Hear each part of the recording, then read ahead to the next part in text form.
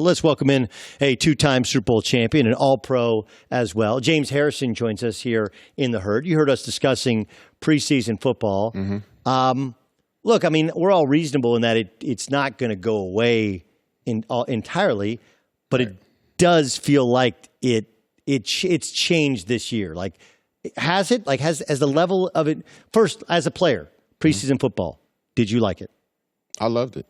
For me, it gave me an opportunity to, refine my skill, to know that I could go in there, from last year and still, play at the same level.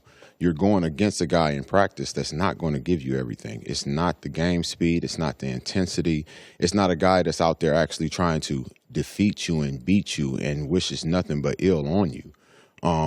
For me, I wouldn't be in the league if it wasn't for 4 preseason games.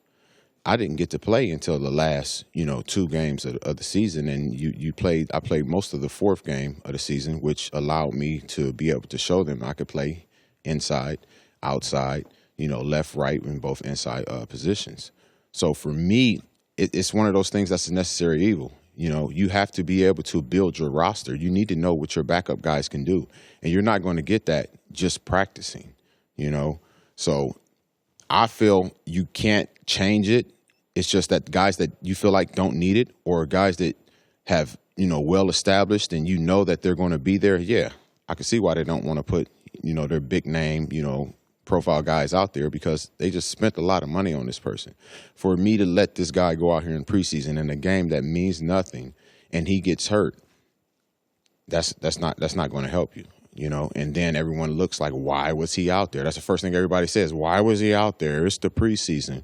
Well, you need to go out there and you need to get some sort of feel, in-game feel. Right, live. You got to get some sort of live reps. So is there any sort of amenable change? Like Daniel Jeremiah from the NFL Network, he proposed 2 regular preseason games and then 2 of the just run the joint practices, but put the joint practices in the stadiums and charge the same amount. That's not going to work. The fans aren't going to go for that. That's the problem that they're having now. Is fans are like, you charging me regular season prices for these tickets, but you're giving me guys that I'm not going to even see playing this game anymore. Everybody right now got almost a 90-man roster. It's only 53 people on the roster. So everybody that you're seeing probably play in this, 3rd and 4th preseason game, they're not going to be there, but it's not going to change the price of the ticket. It's not going to change the price of the concession stands. It's not going to change the price of the parking. It's not going to change the price of anything. So with that being said, it's a collective bargaining agreement coming up. The NFL, they're going to say, look, y'all want to cut down to 2 preseason games? We do 20 games every year. We'll cut to 2 preseason games, but I need 18 regular season games. Yeah. And what is that met with from the players? I mean, they'll want more money, right? Of course they'll want more money. But at the end of the day, it's up to the NFLPA and who is, paid to represent them to get them a deal that's good. Obviously, the first deal that they signed, because we voted no on, was not a good deal. But at the end of the day, that was what he ended up bringing to the table, and I guess a majority of the guys said yes. So that's something where the guy that they hired to do the best for them should have did the best for them, not with the best that he felt like he could do. Let me ask you about Ezekiel Elliott. He reportedly has been offered to be the 2nd highest paid running back of all time. He's under contract for 2 more years. In fairness, Gurley was under contract for 2 more years, but he wasn't holding out. And the Gurley deal's doesn't look like it's a great deal because Gurley, his knee's not sound. What would you do if you're Zeke? If I'm Zeke and they offered me that sort of deal, I think I would take it, because if I'm looking at worst case scenario, and worst case scenario right now is you have 2 years left, and I could still franchise you for another 2. So basically, you got 4 years left, okay, that you belong to me. If you're willing to sit out 1 year, 2 years, possibly 3, then go ahead and do it and bet on yourself. But even if you sit out 2 years and they say, you know what, he's not going to work for us, we're not going to franchise him, you're not going to get anywhere near the money that he's offering you right now if you're out of this game for 2 years. And that's the power they have, with the deals that these rookies have to sign nowadays. I mean, you even look at Jadeveon Clowney, like he's running into year 6 right now, and he's holding out. He doesn't want to sign because it's not a long-term deal, and I understand it. And not only that, but he's sitting out, and they can't really trade him because they should have traded him before. Now, if you trade him, it's just a one-year rental, so he doesn't have the same value. So they're going to drive a hard bargain to make him show up, I guess, and work. Let me ask about Antonio Brown. James Harrison joining us, former Pro Bowl linebacker, of course, most famously with the Pittsburgh Steelers, also the Bengals and the Patriots. We're seeing him on Hard Knocks. And I remember when you avoided the cameras with Cincinnati on Hard Knocks. Has this always been how he is? Like, it does seem to kind of always be something. And I wonder how much of the blame we put on Mike Tomlin for not keeping him in check early in his career. I don't think it's so much of just like him doing anything crazy right now. He burnt his feet up in the cryo chamber, and he's fighting with the NFL for his helmet.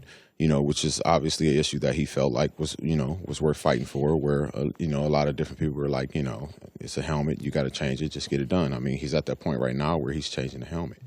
I believe that some of the things that Tomlin allowed to slip through the cracks, so to speak, or he justified with his saying of "I'll tolerate you till I can replace you," is some of the things that allowed AB to have the behaviors or mannerisms that, he had, and some of the things that, people believe shouldn't be, happening with an NFL player. Let me bring up, this is what Rod Woodson said. Rod Woodson, of course, Hall of Famer, said, the only thing I would like to see from him being Mike Tomlin, is to be a little bit more thumbs down on his players. It's like 53 teenagers. You've got 53 teenagers. You're not going to let 53 teenagers just roost in your house. If they do something wrong, you have to discipline them. Is the discipline missing in Pittsburgh? I think that definitely at some points the discipline is missing as far as, if you do A, then B happens. Not if you do A and you're this player, then maybe nothing happens, or C happens, I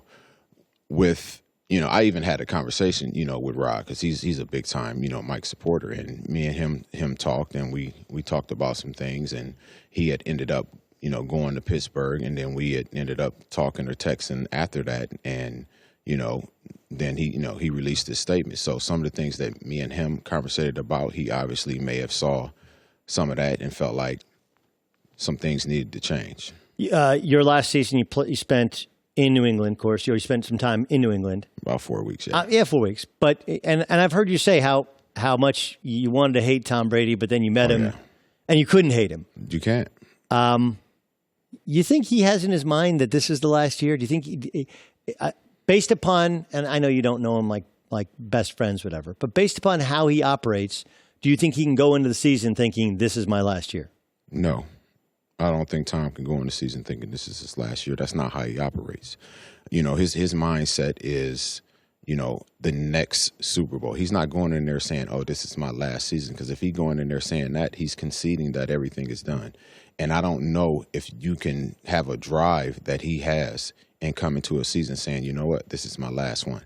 Now, if at the end of the year, he sits back and he makes a decision that, oh, this is the last year, then that'll be the last year. But going into the season, as far as he's concerned, I think he doesn't see an end in sight right now.